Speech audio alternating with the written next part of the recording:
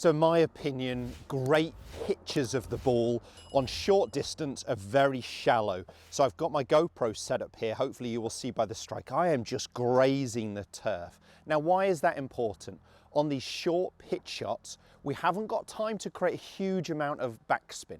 On a longer pitch shot in that sort of 40 to 80 yard range, for sure, we can generate more spin so we can actually launch the ball lower. When we're talking about short greenside pitch shots, what we want is maximum height. How do we create that maximum height? By making sure that we maintain the loft on the golf club. We are very shallow. What we don't want to do is shove our hands a long way forwards, bringing in that leading edge, which might well dig, but also delofting the golf club, importantly. So I want to be very shallow. I want maximum height. I want maximum angle of descent. I want that ball to come down and stop. And that's what I really got on that one. You saw a nice high flight, the ball stopping very quickly. Now, this green being an artificial surface does bounce on a little bit more than most golf greens right now in the UK. So you could imagine this being quite a hard, firm green. So shallow angle of attack, how do we produce it? In a minute, I'm going to show you a fantastic exercise that you can do just simply using a tee peg. But let me just hit one more. And what I'm going to ask you to focus on is what my body is doing. So ideally, you're going to start to notice here my body is rising through impact, as well as my handle. And this will worry golfers. They're trying to hit down, down, down, down, down, and the handle is moving down. We actually reach our lowest point, just like we do in an iron shot or a wood shot, a full swing. Our lowest point of our handle is before we hit the golf ball. We call this position P6 before we hit the golf ball.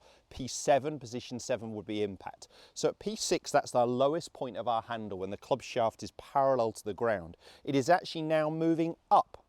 And it's moving up because my body is rotating and rising. Rotating and rising. And I use that term a lot if you're not new to my channel. Let's hit it. Focus on my body rotating and rising.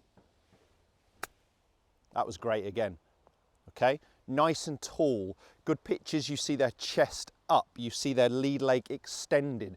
What we don't want to see is down into this cramped position here. So let your body rise as you rotate, and you can get, again, very, very shallow with that angle of attack. Lots of height, considering I'm only flying this ball 15, maybe 17, 18 yards. So lots of height, lots of stopping power. The drill I mentioned, what I want you to do is I want you to peg the ball up like a driver height. So way up in the air. So I've got that ball way up on the tee. And what I'm going to try and do is, again, be very, very shallow, make sure my body is moving up, make sure the handle is moving up. I'm not going to be driving my hands forwards or staying down in the shot, because if I do, I'm going to go underneath the golf ball. I'm going to break the tee, and if anything, the ball might strike right off the top edge. It's not going to feel good. So can I be very shallow through impact? In a second, I'm going to talk you through a little bit those setup points, simple things that can help. But let's just focus on picking that ball cleanly.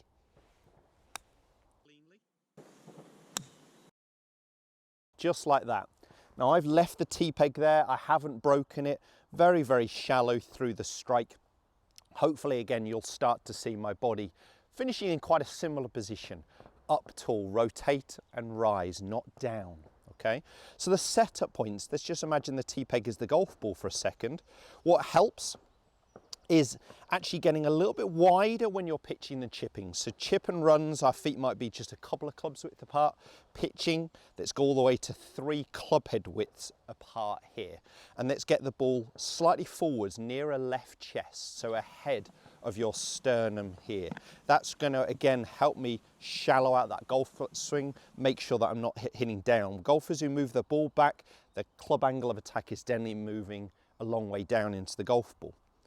So, balls forwards, but I then want my pressure slightly favouring my lead foot, about 60-40, and I don't want to push my hands forwards. So it's really important, pitch shots when we're using the loft, to make sure the handle is pointing back towards my belly button here, that we're not creating shaft lean.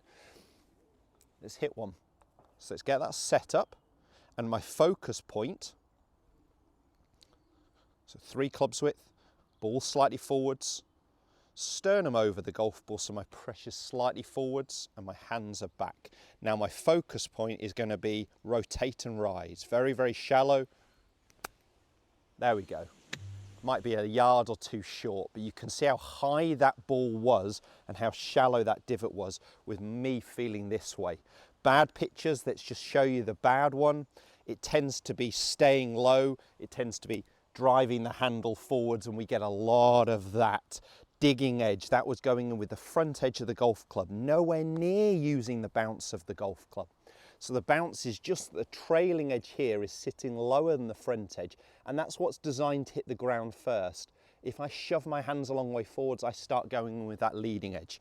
Now, is there a time to play that shot? Well, sure.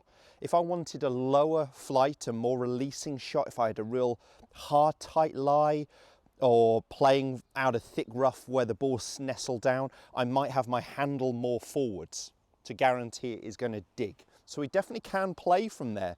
And I see some successful golf shots from there. You can make it work, but you just got to keep your body turning. You've got to keep your body turning. Okay, so I've driven that shot in a lot lower, taking a divot. I've just kept my body from rotating. What we can't do is have our hands forwards and stall our body. We've really got to make sure our chest keeps turning. So that rotate and rise is such a key swing thought on short pitch shots, and I really want that to be your focus point when you take it to the golf course. I hope that video helps. I hope that exercise helps. Put some comments just below. Make sure you hit the thumbs up if it does, and subscribe to my channel for more content just like this.